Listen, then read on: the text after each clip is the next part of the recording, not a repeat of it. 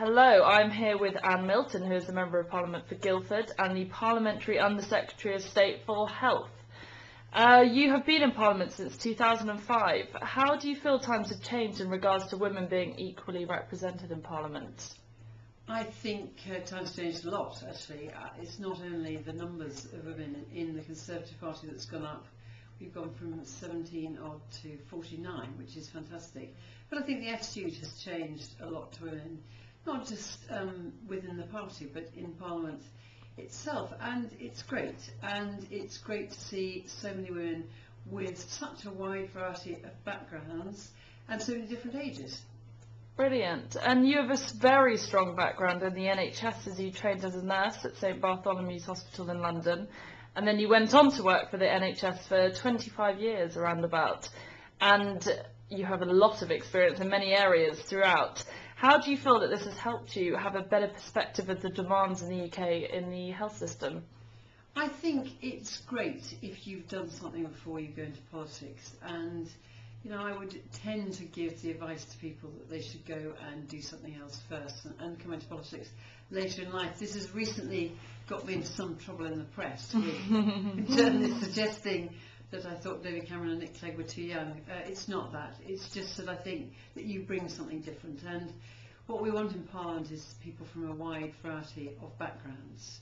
Certainly, having worked in the public sector, in particular in the NHS, has been immensely valuable. It's helped enormously with doing my job as a constituency MP, because I'm used to dealing with people, but actually you bring a sort of depth to your experience to Parliament and into Westminster that can't be got any other way. As I recently said, I think, you know, when you're a bit older, you know stuff that you didn't know when you were a bit younger. Yes, no, that's very true. And how would you suggest women get involved in politics now if they're thinking about becoming an MP in the future? Well, I have a lot of people doing work experience in my office, actually, and some of them are quite interested in getting involved. And I think student politics is a good idea. Although I never did any of this myself, I really hadn't even occurred to me till I was over 40. Student politics is a good idea. Certainly the local council is a brilliant idea. I must admit, I think local politics is fantastic. Again, you learn loads, or get involved with your local party. They're all things that you can do, but I suppose the most important thing is don't feel in a big rush to do it. As Angela Watkinson said, she's sort of very keen on the fact that you can enter at any stage later on. I think that's a really important thing, and when you leave school or if you're at university, you know, you make career decisions and they're not for life, and it's something I think to come back to. It happened to me. It was, you know, around the 92 election.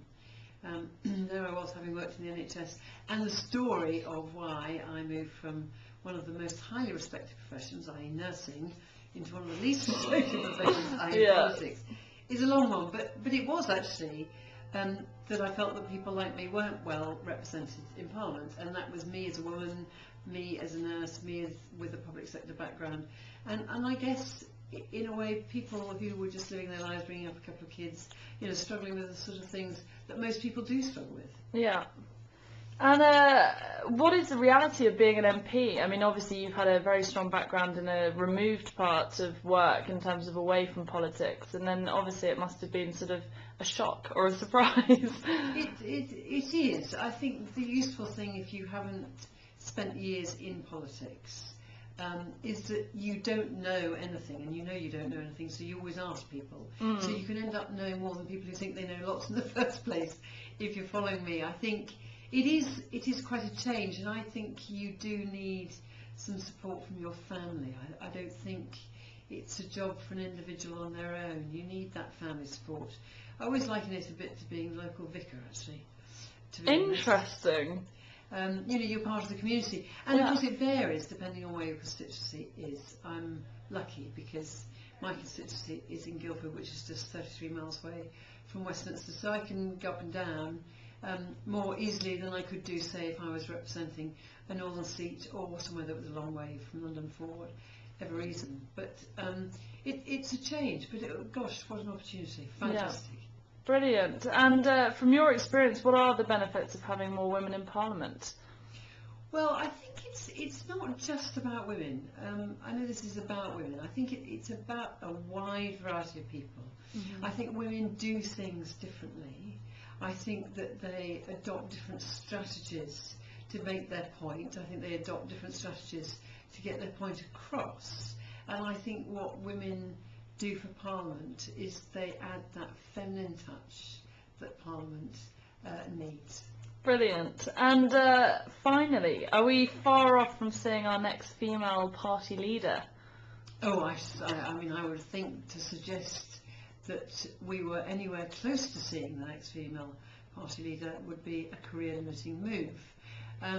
I think not. I think there still is a way to go, and actually the people that can change that are women. Brilliant. To be honest, I think that women, you know, we tend to. I think there is a tendency, and certainly coming from the career I did as a nurse, there's a tendency to sort of feel a victim of the system, and I think that women are the ones that can make a difference. Women are the ones that can demonstrate that you can be a woman and be a member of Parliament and be a government minister, and I think it's about demonstrating by experience and by example. Brilliant. Well, thank you so much for your time. It's a pleasure.